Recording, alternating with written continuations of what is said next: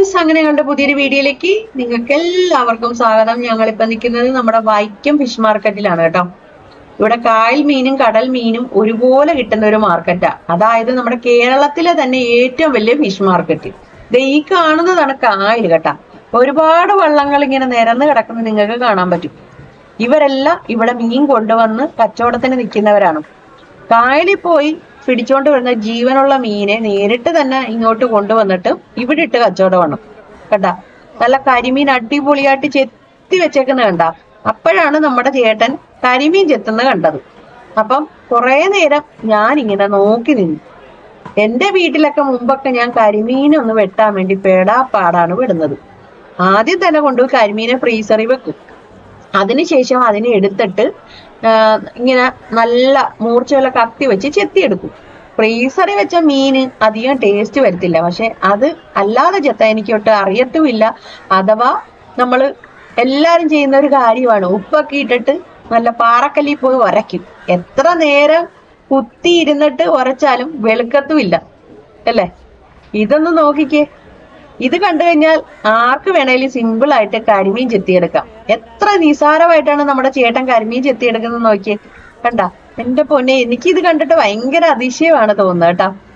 കണ്ടാ, നല്ല മൂർച്ചയുള്ള കത്തി വേണം കേട്ടോ. പല ടൈപ്പിലെ കത്തികള് ചേട്ടന്റെ കൈകളിൽ ഇരിപ്പുണ്ട്.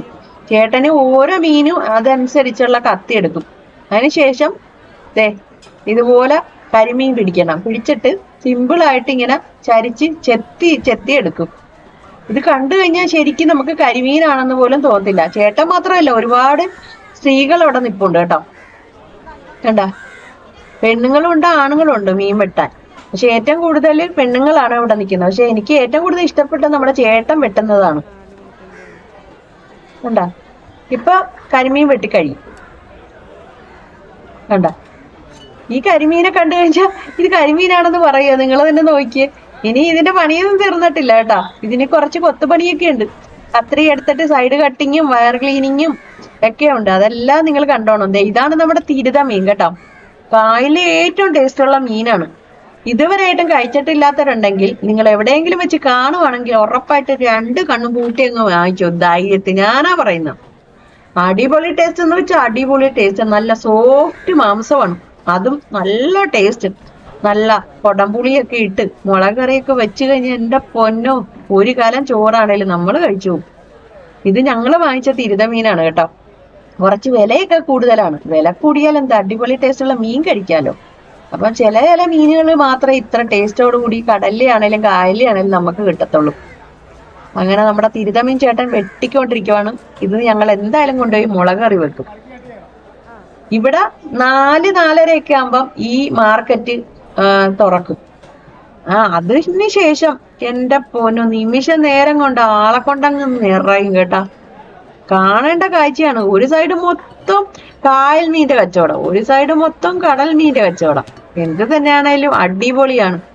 എന്തൊക്കെ ടൈപ്പിലെ കായൽ മീനാണെന്ന് അറിയാവാ. കടൽ മീന് നമുക്ക് എവിടുന്ന് വേണേലും വാങ്ങിക്കാൻ പറ്റും. പക്ഷെ കായൽ മീനെ എല്ലാ സ്ഥലത്തും നമുക്ക് വാങ്ങിക്കാൻ കിട്ടത്തില്ല. ഞാൻ ജീവിതത്തിൽ കാണാത്ത കായൽ മീനുകൾ ഇവിടെ കിടക്കുന്ന കണ്ടിട്ട് എന്തായാലും അതിശയം വന്നു കേട്ടാ. ഇതൊക്കെ നിങ്ങൾക്ക് മീൻ മേടിക്കാൻ ആഗ്രഹം ഉണ്ടെങ്കിൽ ഉറപ്പായിട്ട് നിങ്ങൾക്ക് പറ്റുന്ന സ്ഥലമാണേലും വരാൻ പറ്റുന്ന സ്ഥലമാണേലും നേരെ വൈക്കത്തോട്ട് വരിക. ഇവിടെ വന്നു കഴിഞ്ഞാൽ അതിരാവിലെ പറഞ്ഞു 9:30 ആകുമ്പോൾ ഇവിടുത്തെ എല്ലാ കച്ചവടം തീരും. ഇഷ്ടമുള്ള മീനെ ജീവനോടെ തന്നെ നമുക്ക് മേടിച്ചോണ്ട് പോകാൻ പറ്റും. വെട്ടാൻ ബുദ്ധിമുട്ടുള്ളവർക്ക് ഇവിടുന്ന് വെട്ടിയും തരും കേട്ടോ. പിന്നെ കരിമീനൊക്കെ വാങ്ങിക്കുമ്പോൾ, പുറത്തുനിന്ന് വാങ്ങിക്കുമ്പോൾ നമുക്ക് വിശ്വസിച്ച് വാങ്ങിക്കാൻ പറ്റത്തില്ല. കാരണം ഇപ്പൊ കൂടുതലും വളർത്ത് കരിമീനാണ്. കരിമീൻ മാത്രമല്ല, ഒരുപാട് മീൻ വളർത്തുന്നുണ്ട്. അതിന് ഒരു ടേസ്റ്റും കാണത്തില്ല. ഈ കായലിൽ തന്നെ ഒരു വല വെച്ച് ഇങ്ങനെ മറവ് ചെയ്തിട്ട് അതിൻ്റെ അകത്ത് കുറെ വേസ്റ്റ് ഒക്കെ ഇട്ട് കൊടുത്ത് വളർത്തുന്ന മീനായിരിക്കും. ഇതാകുമ്പം നമുക്ക് ഉറപ്പായിട്ടും വിശ്വസിച്ച് വാങ്ങിക്കാൻ പറ്റും. വള്ളക്കാര് തന്നെ പോയി വലയിട്ട് പിടിച്ചോണ്ട് വരുന്ന, വീശിയും വലയിട്ട് ഉടക്കിയൊക്കെ പിടിച്ചോണ്ട് വരുന്ന മീനെ ആ ജീവനോടെ തന്നെ ഇതിന്റെ കരയിലോട്ട് അടുപ്പിച്ചിട്ട് ഇവിടെ ഇട്ട് കച്ചവടമാണ്. നമ്മുടെ വീടുകൾ തോറും ഓരോ ചേച്ചിമാര് തലയിലൊക്കെ ചരുവൊക്കെ ചുമന്നുകൊണ്ട് വരാറില്ലേ. അവരൊക്കെ കൂടുതൽ പേരും ഇവിടെയൊക്കെ ഉള്ള സ്ഥലത്തുള്ളവരൊക്കെ ഇവിടുന്നാണ് മീൻ മേടിക്കുന്നത്. കാരണം ഞാൻ ഏറ്റവും കൂടുതൽ അങ്ങനെയുള്ള കച്ചവടക്കാരെയാണ് ഇവിടെ കണ്ടത് കേട്ടോ. എന്റെ പൊന്നോ, ഒരു രക്ഷയില്ല. ഇനി നമ്മുടെ ചേട്ടൻ കരിമീന് കത്രി വെച്ച് എന്റെ സൈഡ് കട്ട് ചെയ്യുവാണ്. ഇതിന്റെ സൈഡ് ഇച്ചി പെശകാണ് കേട്ടാ. സാധാരണ നമ്മൾ കരിമീന്റെ ആ ഒരു മുള്ളുണ്ടല്ലോ, നല്ല കൂർത്ത മുള്ളാണ്. നമ്മുടെ കയ്യിലൊക്കെ കൊണ്ട് കയറി കഴിഞ്ഞാൽ നമുക്ക് പണിയാണ്. കഴച്ചങ്ങ് കയറും, ബ്ലഡും വരും. ഇതൊക്കെ ആകുമ്പം കത്രി വെച്ചാകുമ്പോൾ നമുക്ക് സിമ്പിൾ ആയിട്ട് വെട്ടാം കേട്ടാ. കരിമീൻ വെട്ടുമ്പോഴും ശ്രദ്ധിക്കേണ്ട കാര്യമുണ്ട്. ശ്രദ്ധിച്ചില്ലെങ്കിൽ നമുക്ക് പണി കിട്ടും. അതുകൊണ്ടാണ് പലരും കരിമീൻ മേടിക്കാനും ഇതുപോലെ കരിമീൻ വെട്ടാനും മടിക്കുന്നത്. പക്ഷെ ഇത് കണ്ടു കഴിയുമ്പം നമുക്ക് സിമ്പിൾ ആയിട്ട് വെട്ടാം കേട്ടാ. എനിക്ക് ഇനിയിപ്പം ധൈര്യപൂർവ്വം വീട്ടിൽ പോയി കരിമീൻ വെട്ടാം. ഇത്ര നാളെ ഞാൻ എന്ത് പാടാ വെട്ടുന്നതെന്നറിയോ കരിമീൻ വെട്ടാൻ.